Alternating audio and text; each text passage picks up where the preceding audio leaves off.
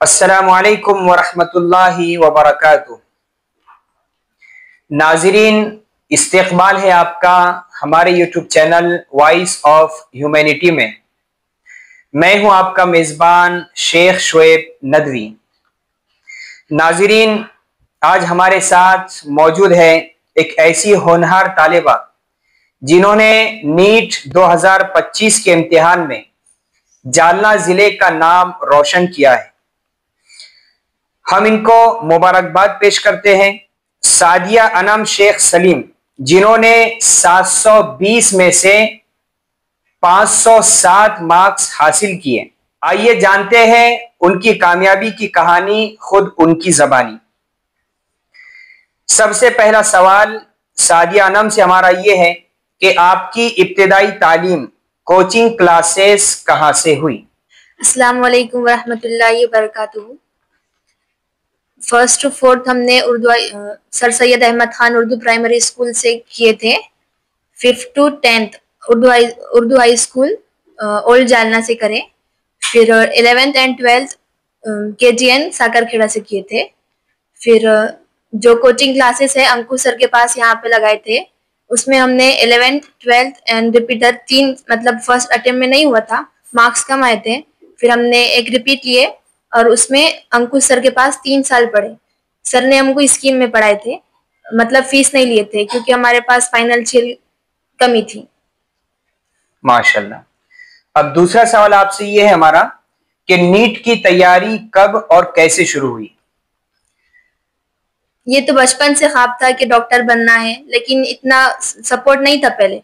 फिर जब 10th का रिजल्ट बहुत अच्छा आया तब पेरेंट्स ने सोचा कि अब करना ही है, अब तो डॉक्टर बनाना ही है। यहाँ से एक बहुत अच्छा मोटिवेशन मिला कि अब करके दिखाना है सबको, क्योंकि हमारी फैमिली में अब तक कोई नहीं था। फिर हमने अंकुश सर के पास एडमिशन लिए वहां से और ये जर्नी स्टार्ट करी। माशाल्लाह। अब तीसरा सवाल आपसे ये है कि आपका स्टडी रूटीन कैसा था? कितने कितने घंटे आपने पढ़ाई की और कौन से सब्जेक्ट में आपने फोकस किया?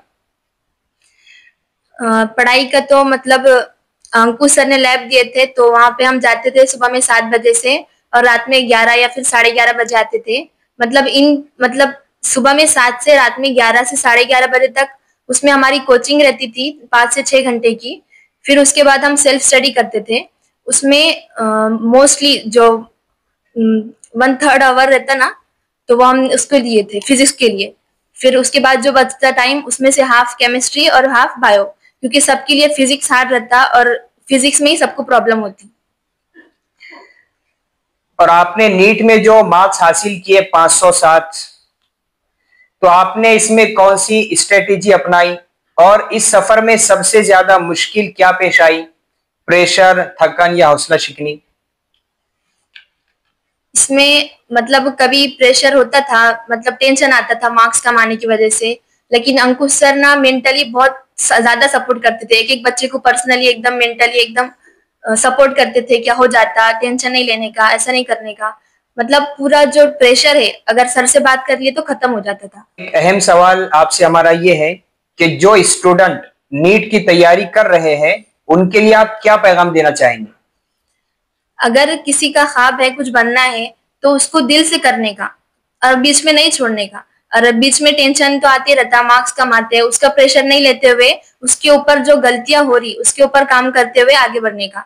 और कभी भी अपनी घर का जो माहौल है, अगर पैसे की कमी है, वो ध्यान में रखते हुए आगे बढ़ने का।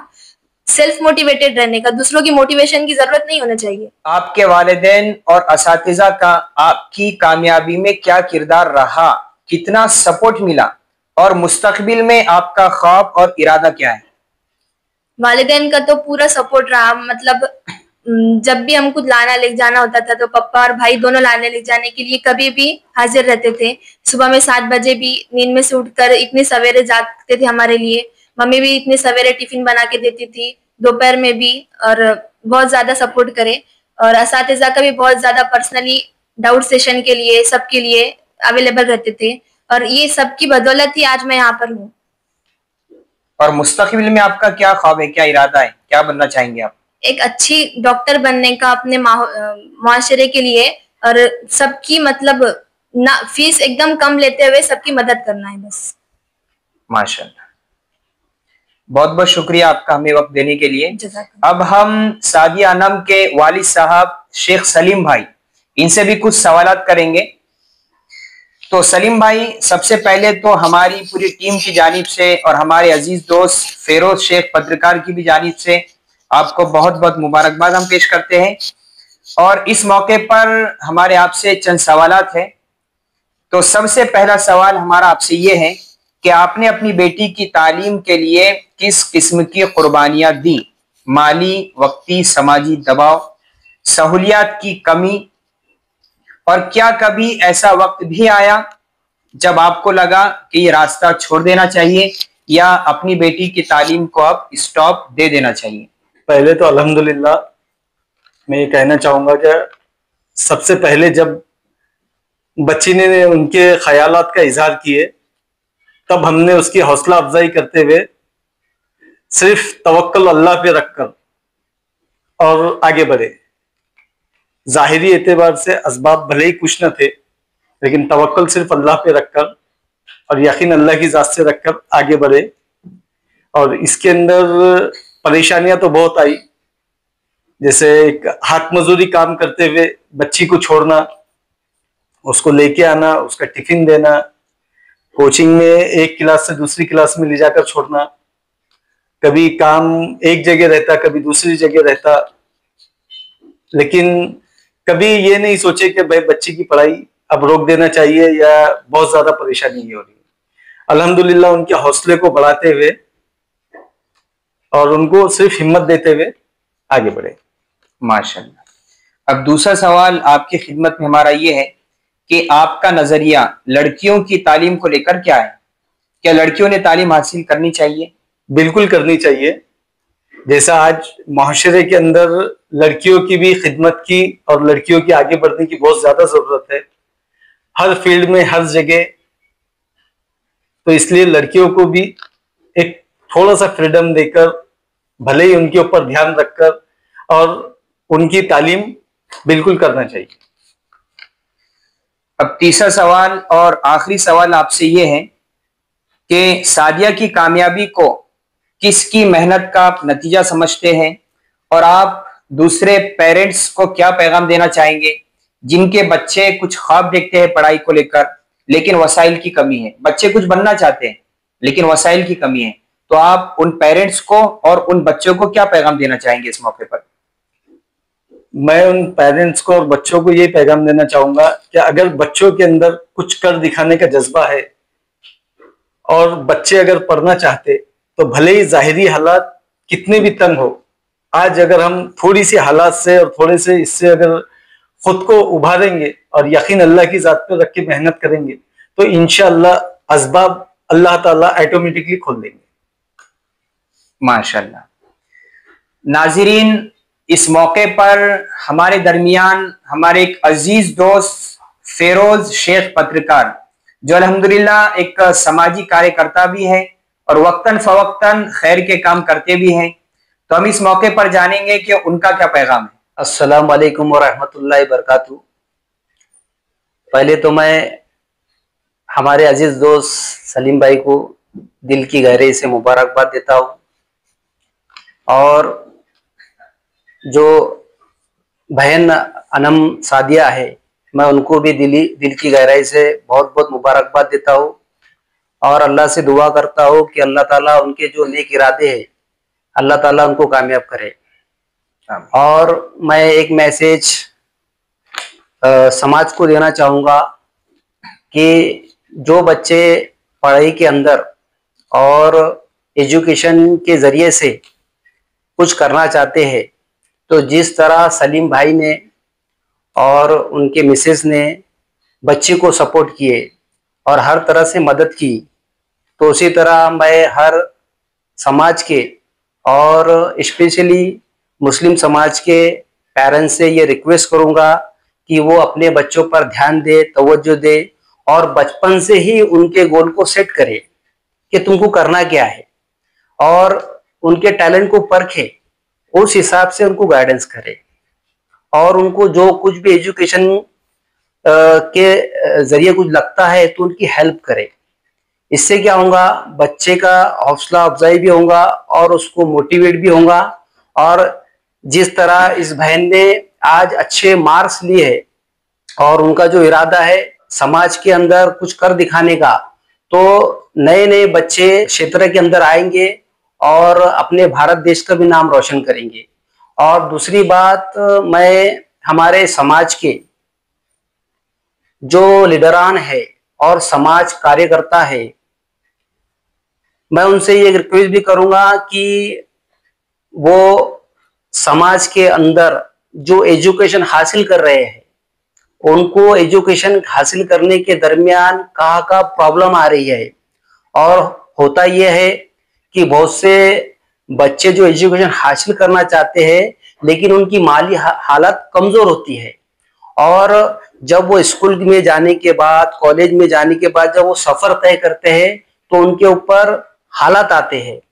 तो समाज जो लीडर्स अपने आप को कहते हैं और समाज कार्यकर्ता है, तो मैं उनसे रिक्वेस्ट करूंगा कि जालना शहर के अंदर जो भी स्टूडेंट्स जो भी लाइन के अंदर है, वो चाहे वकालत हो, डॉक्टरी हो या फिर टीचिंग के एतबार से हो, उसका सर्वे करे और हर मोहल्ले के अंदर एक कमेटी गठन करे कि कौन सा बच्चा पढ़ना चाहता है और उसको सपोर्ट करे। और आखिरी में ये बात कहना चाहूंगा कि हमारे शोएब भाई पत्रकार ने बहन का इंटरव्यू लिए है।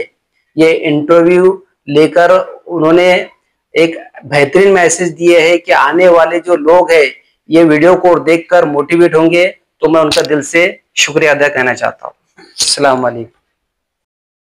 नाजरीन, जैसा कि आपने इस इंटरव्यू को गौर से सुना, सादिया अनम और उनके वालिद सलीम शेख का ये इंटरव्यू बहुत अहम है और हम सब के लिए एक सबक है कि अगर इरादे अज़ाइम अगर मजबूत हो, वसाइल की कमी कामयाबी हासिल करने में रुकावट हरगिज नहीं बन सकती। अल्लाह से दुआ है कि अल्लाह रब्बुल इज़्ज़त सादिया अनम को कामयाबियों से हमकिनार फरमाए और उन्हें मंजिल मकसूद तक पहुंचाए और ये एक मिसाल बनकर उभरे हमारे माशरे में। आखिर में एक पैगाम मैं भी देना चाहूंगा। हमारी कौम का अलमिया है अलमिया, और वो क्या है कि जब भी कोई स्टूडेंट 10वीं 12वीं और नीट और न जाने कितने ही एजुकेशन फील्ड है, जब भी कोई स्टूडेंट सक्सेस होता है तो समाज के अहले सरवत और रिश्तेदार रिलेटिव्स क्या करते हैं, सिर्फ और सिर्फ इस्तकबाल करते हैं, सत्कार करते हैं, गुलपोशी करते हैं, मुबारकबादियां देते हैं और ये फॉर्मेलिटीज पूरी करते हैं। लेकिन मैं आपसे कहना चाहूंगा कि सिर्फ मुबारकबादियों और गुलदस्ते पर इक्तेफा ना करें, बल्कि जो बच्चे कामयाब हो रहे हैं 10वीं में 12वीं में नीट में, तो अब इनके पढ़ाई का तालीमी सफर क्या है आगे का, जब तक कि वो बन नहीं जाते हैं, जब तक कि वो अपने मंजिल मकसूद तक नहीं पहुंच जाते हैं, तो आप उस वक्त तक उनको गाइडेंस कीजिए, उनका माली सपोर्ट भी कीजिए। और ये सपोर्ट बहुत अहम है, वरना आप देखोगे मुआशरे में कि जो बच्चा 10th में कामयाब हो जाता है, 12वीं में कामयाब हो जाता है, नीट में कामयाब हो जाता है, लेकिन वसाइल की कमी होने की वजह से वो बच्चे हायर एजुकेशन से महरूम हो जाते हैं, फिर वो काम पे लग जाते हैं। तो आपसे मेरी इल्तिजा है, रिक्वेस्ट है, दरखास्त है कि आप अपने मुआशरे के बच्चों को जो टैलेंटेड हैं उनका सपोर्ट कीजिए, उनको गाइडेंस कीजिए। और अल्हम्दुलिल्लाह बहुत सी तंजीमें हैं कि जो बच्चों को अडॉप्ट करती हैं, उन्हें एजुकेशन प्रोवाइड करती है, उन्हें माली सपोर्ट भी फराहम करती हैं। दुआ कीजिए कि अल्लाह रब्बुल इज़्ज़त हमें और आपको इन आमाल पर अमल पैरा होने की तौफीक अता फरमाए। और आपसे एक हमारी अहम रिक्वेस्ट है कि आप इस इंटरव्यू को ज्यादा से ज्यादा शेयर करें। अब दीजिए हमें इजाजत। जज़ाकल्लाहु खैर व अहसनुल जज़ा। अस्सलामु अलैकुम व रहमतुल्लाहि व बरकातहू।